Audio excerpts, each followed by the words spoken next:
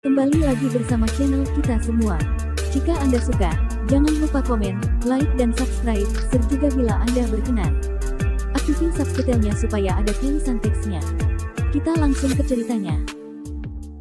Perintah Kaisar Naga, Bab 4705-4711. Kaisar Xiao di sisi lain membawa McKinney kembali ke kota kekaisaran dan langsung melihat bagaimana Dev memurnikan tubuhnya. Wajah Kaisar Xiao tidak terlalu tampan saat ini.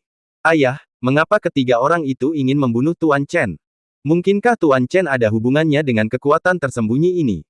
McKinney bertanya dengan sangat bingung. Kaisar Xiao juga menggelengkan kepalanya dan berkata, saya tidak tahu. Apapun yang terjadi, kita harus menunggu Tuan Chen menyelesaikan pemurnian tubuhnya. Selama periode ini, bahkan jika kita mencoba yang terbaik untuk menyelesaikan dinasti Xiao, tidak ada yang akan diizinkan mendekat ke sini. Saya mengerti, saya akan memobilisasi orang dan pasukan untuk melindungi tempat ini. McKinney mengangguk. Tapi saat ini, di dekat dinasti Xiao, ada beberapa fluktuasi aura yang lebih kuat, yang membuat Kaisar Xiao mengerutkan kening. Ada master lain sedang mendekati dinasti Xiao kita, apakah mereka masih tiga orang itu? McKinney bertanya. Bukan ketiga orang itu, ini aura orang lain. Kaisar Xiao berkata. Apa yang terjadi? Mengapa begitu banyak master tiba-tiba datang ke dinasti Xiao kita? Apakah mereka semua di sini untuk Tuan Chen? Wajah McKinney penuh dengan keraguan. Kaisar Xiao dan McKinney tidak tahu tentang perintah pembunuhan Dev dari ke-10. Tiba-tiba, ada begitu banyak master sehingga mereka tidak bisa memahaminya sama sekali. Orang-orang ini semua mencalonkan diri untuk membunuh saudara Chen. Pada saat ini, Gabriel datang perlahan. Bagaimana kamu tahu? McKinney bertanya. Karena Istana ke-10 menggunakan 100.000 batu roh peri untuk mengeluarkan perintah pembunuhan kepada Dev, orang-orang ini datang karena perintah pembunuhan. Gabriel berkata dengan enteng. 100.000 batu roh peri. Kaisar Xiao terkejut, dia tidak menyangka Istana ke-10 begitu murah hati. Karena orang-orang ini ada di sini untuk Tuan Chen, mengapa mereka tidak melakukannya? Jika ketiga biksu itu baru saja melakukannya, kita semua di dinasti Xiao mungkin tidak bisa menghentikannya. McKinney berkata dengan sangat bingung. Kaisar Xiao melirik ke langit dan berkata dengan sedikit berpikir, mungkin orang-orang ini memiliki beberapa keraguan. Tuan Xi telah meningkatkan keberuntungan dinasti Xiao saya selama ribuan tahun, yang membuktikan bahwa dinasti Xiao saya akan mampu bertahan selama ribuan tahun. Jika orang-orang ini memulai di dinasti Xiao, mereka pasti akan keberatan.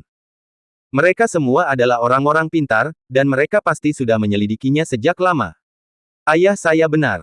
Kami dilindungi oleh Tuan Xi. Siapa yang berani melakukannya di dinasti Xiao? Saya pikir ketiga orang itu hanya ingin menipu Tuan Chen ketika mereka melihat Tuan Chen, dan kemudian melakukannya di luar dinasti Xiao. Kami hanya tidak membiarkan Tuan Chen keluar. Kata McKinney. Ya, kami hanya tidak ingin Tuan Chen meninggalkan ruang lingkup dinasti Xiao. Kaisar Xiao juga mengangguk setuju. Apakah menurutmu Dev akan tinggal di dinasti Xiao selamanya? Setelah Gabriel selesai berbicara, dia berbalik dan pergi. Meskipun dia baru saja bertemu Dev, dia sepenuhnya memahami karakter Dev. Kaisar Xiao dan McKinney tidak berbicara lagi. Melihat Dev, yang masih dihantam oleh badai petir, mereka sedikit bingung. Bergemuruh. Pada saat ini, tiba-tiba terdengar suara keras, dan serangkaian badai petir yang menakutkan membombardir Dev seperti orang gila. Gabriel, yang sudah pergi, juga berhenti pada saat ini dan berbalik untuk melihat Dev di udara. Dia melihat tubuh Dev memancarkan cahaya keemasan yang cemerlang. Bahkan kulit tubuh pun menjadi berwarna keemasan. Ini dilakukan begitu cepat. Gabriel berkata dengan heran. Volume pemurnian tubuh ini adalah teknik rahasia ras Protoss mereka, dan ketika orang-orang Protoss mempraktikkannya, dan beberapa bahkan harus mempraktikkannya selama ratusan tahun. Gabriel sendiri bahkan harus berlatih selama bertahun-tahun, dan dia tidak ingat berapa tahun, tetapi dia belum pernah melihat orang seperti Dev yang berkultivasi begitu cepat. Ras Protoss semua berpikir bahwa mereka sangat berbakat, tetapi meskipun demikian, tidak ada biksu Protoss yang mengembangkan volume pemurnian tubuh ini dengan begitu cepat. Cahaya keemasan di tubuh Dev semakin menyilaukan. Tidak pernah terdengar bagi tubuh sederhana untuk memancarkan cahaya keemasan tanpa merusak tubuh emas. Tuan Chen, itu benar-benar abdi Tuhan.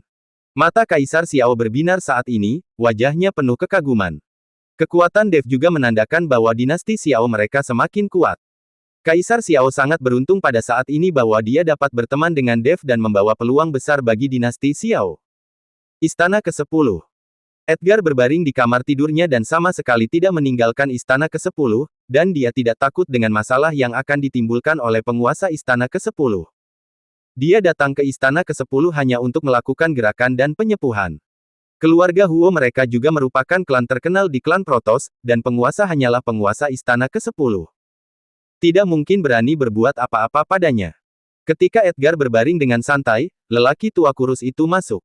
Bagaimana kabarnya? Apakah Dev sudah mati? Edgar bertanya. Tuan muda, meskipun banyak orang telah pergi ke dinasti Xiao, mereka belum melakukan apa-apa. Mereka sepertinya takut akan sesuatu. Kata lelaki tua kurus itu. Saya tahu apa yang mereka takuti, dan itu normal bagi mereka untuk tidak melakukannya. Lagi pula, belum tentu apakah istana ke-10 bisa memberikan 100.000 batu roh peri. Selain itu, Dev mendapat dukungan dari para master di belakangnya.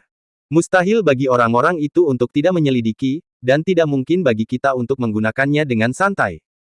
Edgar sepertinya sudah lama mengharapkan ini. Tuan muda, Kaisen Lin dari kota Matahari dan Bulan juga membawa orang ke dinasti Xiao, mungkinkah untuk perintah pembunuhan? Kata lelaki tua kurus itu. Apa? Edgar menggosok dan duduk, orang bodoh itu juga dibodohi.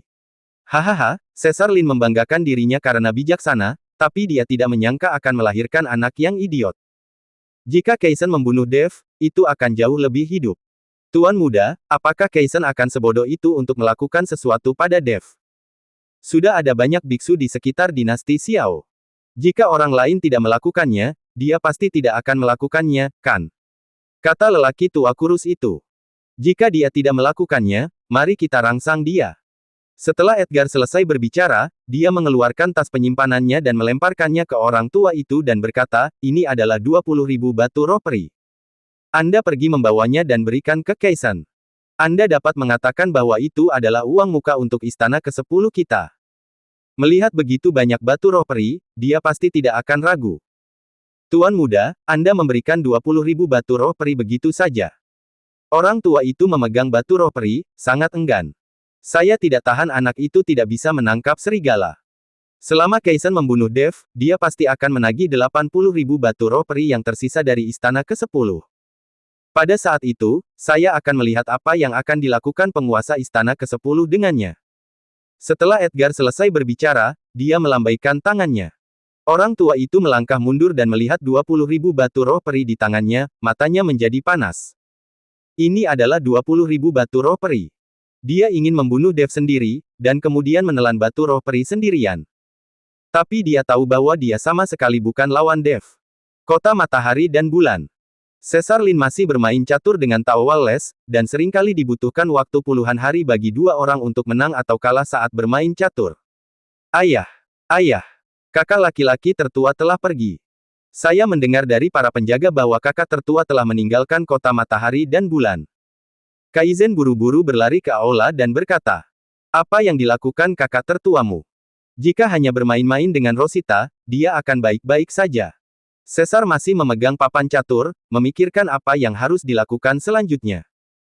Ayah, kemungkinan besar kakak laki-laki tertua mengetahui perintah pembunuhan dan pergi untuk membunuh Dev.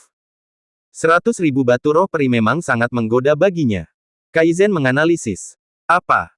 Bidak catur di tangan Caesar jatuh, dan alisnya mengerutkan kening dalam-dalam. Idiot ini, bagaimana dia bisa mempercayai perintah pembunuhan dari istana ke-10? Para biksu Protoss itu, mereka semua sangat sombong dan sombong, bagaimana mungkin untuk menawarkan 100.000 batu roh peri untuk hadiahi orang lain dengan sia-sia? Kamu pergi dan segera bawa kakak tertuamu kembali. Orang bodoh itu hanya akan menjadi umpam meriam istana ke-10. Aku benar-benar marah. Jika dia benar-benar percaya pada orang-orang dari kuil ke-10, itu akan memalukan wajah tua saya. Caesar benar-benar marah, tersipu dan berteriak. Ayah, kakak laki-laki tertua mungkin tidak mendengarkan saya. Kaizen berkata dengan ekspresi malu di wajahnya. Ambil token saya dan pergi. Jika dia tidak mendengarkan, biarkan dia tidak pernah diizinkan kembali ke kota Matahari dan Bulan dan biarkan saja dia mengurus dirinya sendiri. Caesar melemparkan token kepada Kaizen. Kaizen mengambil token itu, dan kemudian dia diperintahkan untuk pergi dengan tergesa-gesa. Di sekitar dinasti Xiao. Dua aura yang mendominasi datang dengan cepat.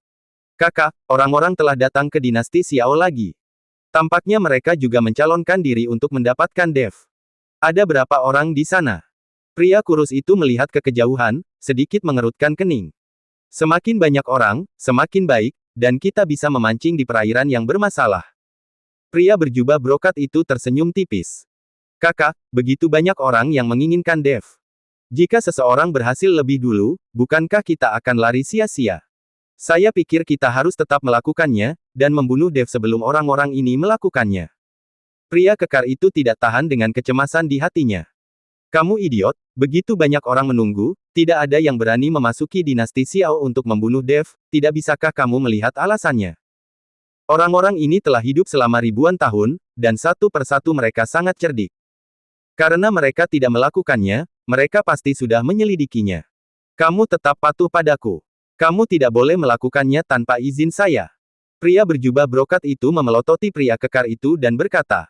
Pria kekar itu menundukkan kepalanya dan berhenti berbicara, tapi wajahnya jelas tidak puas. Dua aura datang dengan cepat, dan ketika mereka mendekat, mereka menemukan bahwa itu adalah biksu laki-laki dengan biksu perempuan berbaju putih di belakangnya. Kedua orang ini adalah Kaisen dan Rosita. Melihat Kaisen dan Rosita yang tidak lebih kuat dari diri mereka, mereka bertiga hendak menyambut mereka. Ketika mereka tiba di depan Kaisen, sebelum mereka bertiga dapat berbicara, Kaisen berkata dengan jijik, pergi dari sini, apakah kamu di sini untuk membunuh Dev dan menginginkan 100.000 batu roh peri? Mereka bertiga tercengang, mereka tidak menyangka Kaisen begitu ugal-ugalan. Sial, apa-apaan kamu, berani menyuruh kami pergi dari sini? Saya pikir kamu lelah hidup, percaya atau tidak, Lao Su akan menghancurkanmu sampai mati dengan palu, dan kemudian bermain dengan biksu wanita di belakangmu. Pria kekar itu tampak marah, dan palu meteor di tangannya terus berputar. Kamu. Ketika Rosita mendengar ini, dia menghunus pedangnya dengan marah. Kaisen berkata dengan dingin, apa-apaan kamu? Izinkan saya memberitahu kalian, saya Kaisen Lin dari kota matahari dan bulan. Jangan katakan bahwa kamu akan membunuhku dengan palu. Jika kamu berani menyentuh salah satu jariku, kota matahari dan bulan akan menghancurkan kalian hingga berkeping-keping dan kalian tidak akan pernah terlahir kembali. Kota matahari dan bulan. Mereka bertiga tercengang dan jelas mundur 2 langkah. Terutama pria kekar itu, wajahnya menjadi sangat jelek. Mereka bertiga hanyalah biksu biasa. Di mana mereka bisa memiliki modal untuk bertarung dengan kota matahari dan bulan. Karena kota matahari dan bulan berada dalam kekuatan tersembunyi di dunia surga dan manusia, itu dapat dianggap sebagai keberadaan yang luar biasa. Tuan Muda Lin, saya sangat menyesal. Adikku tadi bodoh. Tolong lupakan perkataan anak kecil. Pria berjubah brokat itu meminta maaf dengan senyum di wajahnya, dan ekspresinya menyanjung. Melihat pria berjubah brokat dengan ekspresi seperti itu, Kaisen akhirnya menunjukkan senyuman, dan dia yang paling nyaman ketika disanjung. Kalian bertiga akan melihatnya dengan patuh. Ketika saya membunuh Dev dan mendapatkan 100.000 batu roh peri, saya akan menghadiahi Anda dengan beberapa. Kaisen berkata dengan sangat keras. Terima kasih, Tuan Muda Lin. Pria berjubah brokat itu buru-buru mengucapkan terima kasih. Pangeran Agung, dinasti Xiao ini telah dilindungi oleh para master selama ribuan tahun. Kita tidak bisa terburu-buru ke dinasti Xiao untuk membunuh orang. Lalu istana ke-10 itu, mereka tidak akan pernah menjadi ras yang dapat dipercaya. Meskipun kita bisa membunuh Dev, kita mungkin tidak akan mendapatkan 100.000 batu roh peri, jadi harap lebih bijaksana. Rosita membujuk Kaisen. Hahaha, bukankah aku sudah memberitahumu bahwa aku tidak peduli jika istana ke-10 memberikan batu roh peri kepada orang lain atau tidak? Tapi jika saya membunuh Dev, dan mereka tidak memberikan saya batu roh peri, saya akan membawa pengawal Praetorian untuk meratakan istana ke-10 dalam satu gerakan. Kaisen tertawa dengan ekspresi yang sangat arogan. Ketiga pria berjubah brokat di samping, mendengarkan kata-kata Kaisen, tidak ada yang berani bertanya. Bagaimanapun, kekuatan kota matahari dan bulan seimbang, tidak lebih buruk dari istana ke-10, atau bahkan lebih tinggi dari istana ke-10. Tuan Muda Lin, istana ke-10 saya bukanlah orang yang tidak dapat dipercaya, itu hanya kesalahpahaman oleh Anda. Pada saat ini, seorang lelaki tua kurus datang perlahan. Apakah kamu dari istana ke-10? Kaisen melirik lelaki tua itu dan bertanya. Ya, kali ini saya datang ke sini, saya secara khusus menawarkan 20.000 batu roh peri kepada Master Lin sebagai uang muka. Setelah selesai dilakukan, 80.000 batu roh peri pasti akan diberikan dengan kedua tangan. Setelah lelaki tua itu selesai berbicara, dia melemparkan tas penyimpanan langsung ke Kaisen. Kaisen membuka tas penyimpanan dan menemukan bahwa benar ada 20.000 batu roh peri di dalamnya, yang membuat Kaisen sangat senang. Saya tidak menyangka istana ke-10 Anda begitu murah hati dengan memberikan 20.000 batu roh peri sebagai uang muka, tapi jangan khawatir, jika saya mengambil uang muka Anda, saya pasti akan membunuh Dev. Kaisen berkata dengan penuh percaya diri. Melihat 20.000 batu roh peri, mereka bertiga juga meluruskan mata iri mereka. Rekan Taois, kami juga dapat membantu Anda untuk membunuh Dev, dan kami hanya membutuhkan deposit sebesar 10.000 batu roh peri. Bagaimana menurutmu? Pria kekar itu tidak tahan dengan godaan batu roh peri, jadi dia berkata kepada lelaki tua itu. Ketika Kaisen mendengar ini, dia sangat marah. Ini secara terang-terangan merampok bisnisnya di depan dirinya sendiri. Sial, beraninya kamu berani merampok bisnisku secara langsung. Aura Kaisen pecah, dan dia merasa akan melakukannya kapan saja. Tuan Muda Lin, tolong tenangkan amarah Anda. Tentu saja kami tidak berani mengganggu bisnis Anda. Kami akan segera pergi dari sini. Wajah pria berjubah brokat itu berubah drastis, lalu dia menarik pria kekar itu dan pergi.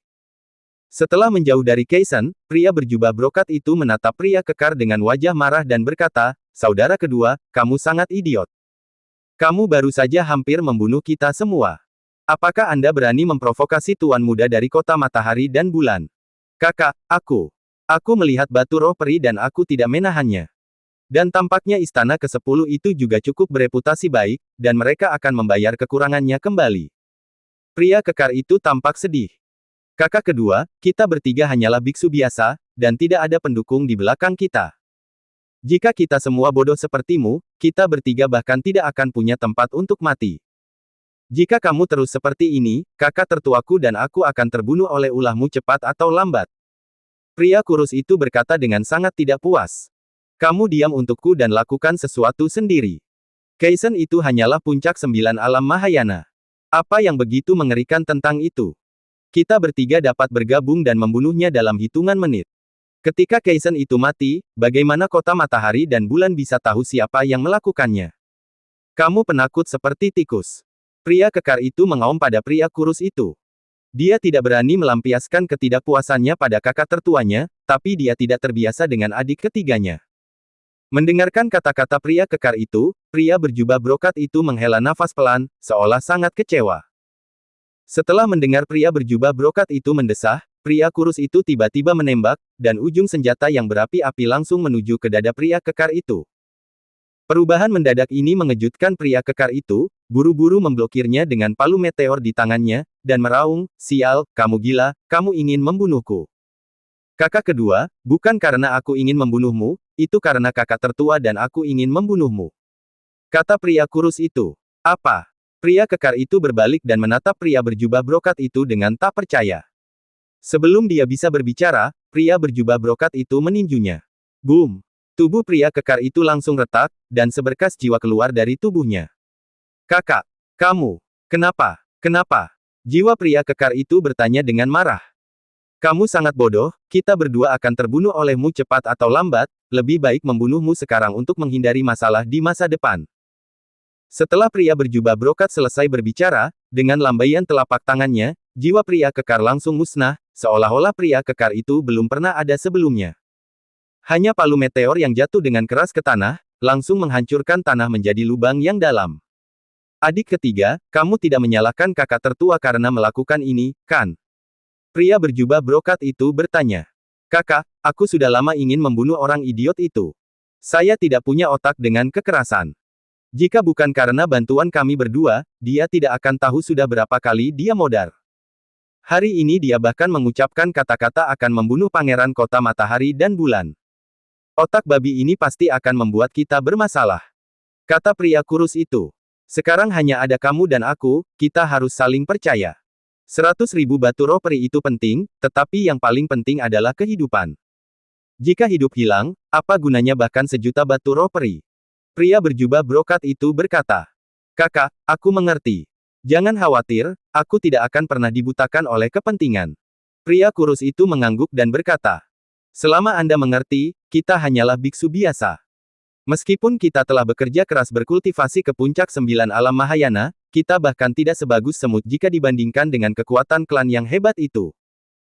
Sekarang begitu banyak kekuatan telah datang ke dinasti Xiao, bahkan jika kita membunuh Dev dan mendapatkan 100.000 batu roh peri, apakah menurutmu kita bisa hidup dengan aman? Terlebih lagi, tidak mungkin bagi istana ke-10 untuk memberi kita 100.000 batu roh peri. Pria berjubah brokat itu berkata tanpa daya. Meskipun kekuatan mereka saat ini dapat berjalan menyamping di dunia surga dan manusia, mereka masih ada seperti semut di hadapan kekuatan tersembunyi di dunia surga dan manusia. Alasannya adalah karena mereka tidak memiliki pendukung dan tidak memiliki kekuatan sendiri. Sangat sulit bagi biksu biasa untuk bertahan hidup di dunia surga dan manusia. Kakak, apa yang akan kita lakukan selanjutnya? Pria kurus itu bertanya. Tunggu kesempatan. Kata pria berjubah brokat itu. Kesempatan atau dana umum? Pria kurus itu bertanya. Tapi pria berjubah brokat itu tidak menjawab, dan menatap kosong ke arah dinasti Xiao di kejauhan. Dinasti Xiao. Ayah, sudah ada lebih dari selusin aura mengerikan di sekitar dinasti Xiao. McKinney berkata pada Kaisar Xiao dengan ekspresi khawatir di wajahnya. Ekspresi Kaisar Xiao serius, dan dia tidak mengucapkan sepatah kata pun, hanya menatap kosong ke arah badai petir. Satu-satunya hal yang dia nantikan sekarang adalah Dev akan menyelesaikan pemurnian tubuhnya lebih cepat. Bagaimanapun, orang-orang ini semua mencalonkan diri untuk menangkap Dev. Pada saat ini, badai petir tiba-tiba terdengar. Ledakan. Segera setelah itu, cahaya keemasan membumbung ke langit, dan cahaya keemasan ini sangat kuat, yang berarti seseorang telah berhasil melintasi kesengsaraan guntur. Karena semakin banyak biksu yang berhasil melewati kesengsaraan guntur, awan badai petir di langit perlahan menjadi lebih tipis, dan badai petir menjadi jauh lebih lemah. Saat badai petir terakhir membombardir tubuh Dev, Dev tiba-tiba membuka matanya. Bergemuruh. Cahaya keemasan meledak dari tubuh Dev, dan kemudian langsung melesat ke langit. Cahaya keemasan meledak di udara, dan kemudian aura menakutkan tiba-tiba memenuhi langit di atas dinasti Xiao, membuat semua orang merasa sangat tertindas. Di bawah tatapan semua orang, Dev perlahan keluar dari cahaya keemasan. Pada saat ini, seluruh tubuh Dev berwarna keemasan, bahkan rambutnya berwarna keemasan, dan tubuhnya memancarkan kekuatan dan paksaan yang menakutkan. Ini adalah kekuatan fisik murni, tanpa kekuatan spiritual sedikit pun. Gabriel berjalan keluar ruangan dan menatap Dev dari kejauhan, dengan iri dan kagum di matanya. Tuan Chen, selamat, tubuh Anda menjadi sangat kuat. Kaisar Xiao menyambutnya untuk pertama kalinya dan berkata dengan gembira. Dev tersenyum kecil, lalu melihat sekeliling pada ratusan biksu. Meskipun para biksu ini berhasil melewati masa kesengsaraan guntur, jalan di depan akan menjadi semakin sulit. Bagaimanapun, badai kesengsaraan guntur mereka semua dihadapi oleh Dev sendirian. Meskipun melewati kesengsaraan guntur semacam ini berhasil, kultivasi di masa depan akan sangat sulit, dan bahkan menyebabkan alam mandek. Inilah mengapa para biksu tidak suka meminta bantuan dari luar untuk melewati kesengsaraan guntur. Kaisar Xiao, para biksu ini, aku harap kamu akan banyak merawat mereka. Dev berkata pada Kaisar Xiao. Jangan khawatir Tuan Chen, mereka akan diberi penghargaan karena membantu pemurnian fisik Tuan Chen. Kami, dinasti Xiao, akan mengingatnya. Saya akan membiarkan McKinney mencatatnya dan mendistribusikan lebih banyak sumber daya kepada para biksu ini. Kaisar Xiao berkata. Dev mengangguk, lalu melihat ke udara, dan berkata perlahan, dengan begitu banyak aura yang kuat, tampaknya 100.000 batu roh peri memang sangat menarik. Kaisar Xiao terkejut dan berkata, apakah Tuan Chen tahu tentang perintah pembunuhan dari istana ke-10? Tentu saja saya tahu, orang-orang ini semua pasti ingin menangkap saya, kan? Dev tersenyum. Kaisar Xiao mengangguk, lalu memberitahunya tentang siapa orang-orang ini kepada Dev. Tuan Chen, orang-orang ini semua adalah kekuatan tersembunyi di dunia surga dan manusia. Saya telah melihat 3 dari mereka. Mereka semua berada di puncak 9 alam Mahayana, dan mereka semua adalah eksistensi yang tidak dapat diremehkan. Sekarang mereka tidak berani masuk ke dinasti Xiao dan hanya di luar untuk mengganggumu. Saya pikir Anda harus tinggal di dinasti Xiao dan jangan keluar. Kaisar Xiao berkata. Puncak 9 alam Mahayana. Dev tersenyum, dan tiba-tiba tubuhnya menghilang dalam sekejap. Kaisar Xiao terkejut dan langsung berteriak, semua orang keluar untuk melindungi Tuan Chen. Untuk sementara, di seluruh kota kekaisaran, ratusan biksu terbang ke udara satu demi satu, mengikuti Dev. Dia datang. Kaisen melihat ratusan biksu yang terbang keluar dari kota kekaisaran dinasti Xiao, dan tersenyum samar. Segera, Dev muncul di depan Kaisen. Dev melirik Kaisen, serta Rosita di belakang Kaisen, hatinya sangat rileks. Bahkan jika keduanya bergabung, Dev tidak takut. Tingkat kedua alam Mahayana, lumayan. Kaisen memandang Dev dengan arogan, dan mencibir, apakah kamu Dev? Ya, siapa kamu? Dev bertanya. Orang yang akan membunuhmu. Kaisen selesai berbicara, dan dia mencapai depan Dev. Tanpa sedikit pun lumpur dan air, Kaisen menyerang Dev. Dia harus membunuh Dev sesegera mungkin, mendapatkan 100.000 batu roh peri, dan kemudian kembali ke kota matahari dan bulan untuk menghindari mimpi panjang di malam hari. Sosok Kaisen mendekat seperti kilat, tetapi pada saat dia hendak mengambil tindakan, sosok Dev menghilang di tempatnya seperti hantu. Serangan Kaisen gagal, dan jejak keheranan melintas di matanya. Bagaimana bisa? Kaisen terkejut, dan kemudian merasakan hawa dingin. Dia berbalik tiba-tiba, tetapi melihat bahwa Dev sudah muncul di belakangnya, dengan senyum menghina di sudut mulutnya. Kecepatanmu benar-benar mengecewakan saya. Dev berkata pelan, lalu menamparkan punggung Kaisen dengan telapak tangan. Kaisen mendengus dengan suara teredam, dan tubuhnya terbang ke depan seperti layang-layang yang terputus, menghantam tanah dengan keras, berdebu. Tidak jauh, pria berjubah brokat dan pria kurus menyaksikan pemandangan ini dan menghirup udara sejuk satu demi satu, kaget di hati mereka. Apakah itu kekuatan tingkat kedua alam Mahayana? Pria kurus itu berbisik, matanya penuh ketidakpercayaan. Kaisen bangkit dari tanah, wajahnya murung seperti air, hatinya terbakar amarah. Dia tidak menyangka bahwa dia akan sangat memalukan di depan Dev, dan hatinya semakin kesal. Serangan barusan benar-benar mudah diselesaikan oleh Dev, dan bahkan tidak ada kesempatan untuk melakukan serangan balik. Apakah kamu berani datang lagi? Dev tersenyum tipis, dengan cahaya ceria di matanya. Kamu. Wajah Kaisen terdistorsi karena marah, dan dia mengertakkan giginya secara diam-diam di dalam hatinya. Dia tahu bahwa dia bukan lawan Dev, tetapi dia tidak akan pernah mau gagal, jadi dia menarik napas dalam-dalam, mengerahkan semua kekuatan spiritualnya, dan bersiap untuk menyerang lagi. Yo, itu konyol. Dev menggelengkan kepalanya, lalu sosoknya melintas, dan dia muncul kembali di depan Kaisen lagi. Kekuatan spiritual di tangannya mengembun dan berubah menjadi seberkas cahaya, memaksa Kaisen untuk pergi. Jangan datang. Kaisen mundur dengan ngeri, tapi dia tidak bisa melarikan diri sama sekali. Kecepatan Dev luar biasa cepat, dan dia dipaksa ke situasi putus asa dalam sekejap. Apakah ini hasil yang kamu inginkan? Dev tersenyum dingin, dan cahaya di tangannya langsung meledak, menghantam hati Kaisen. Ah! Kaisen menjerit, tubuhnya seperti layang-layang yang terputus, dia ditembak lagi, jatuh dengan keras ke tanah, dan darah menyembur keluar dengan liar. Jangan berani-beraninya. Setelah melihat ini, Rosita menghunus pedangnya dan menyerang Dev. Tidak peduli seberapa bodohnya Kaisen, bagaimanapun juga dia adalah pangeran tertua. Sebagai rombongan pangeran tertua, jika Kaisen dalam bahaya, maka dia pasti akan mati tanpa tempat untuk mati, dan keluarganya juga akan terlibat. Menghadapi serangan Rosita, Kaisar Xiao melompat dan mengepung Rosita dengan banyak biksu dari dinasti Xiao. Rosita hanyalah tingkat 8 alam Mahayana, dan dia sama sekali tidak bisa menahan serangan orang-orang Kaisar Xiao, dan dia dengan cepat ditundukkan. Pria berjubah brokat itu tercengang, sama sekali tidak bisa mempercayai pemandangan di depannya. Kaisen adalah puncak 9 alam Mahayana, dan sungguh luar biasa bahwa dia bahkan tidak memiliki kekuatan untuk melawan Dev. Baru saja mereka ingin membunuh Dev dan mendapatkan 100.000 batu roh peri. Sekarang setelah mereka melihat adegan ini, mereka menjadi tidak yakin. Apa yang kamu lihat? Datang dan bantu aku. Kaisen menatap pria berjubah brokat itu dan meraung, hatinya penuh rasa malu dan marah. Namun, pria berjubah brokat itu ragu-ragu. Dia merasa takut dengan kekuatan Dev di dalam hatinya, dan tidak ada yang berani melangkah maju dengan mudah. Pada saat ini, Dev seperti singa, siap mencabik-cabik mangsa di depannya kapan saja. Sepertinya kamu tidak lebih dari itu.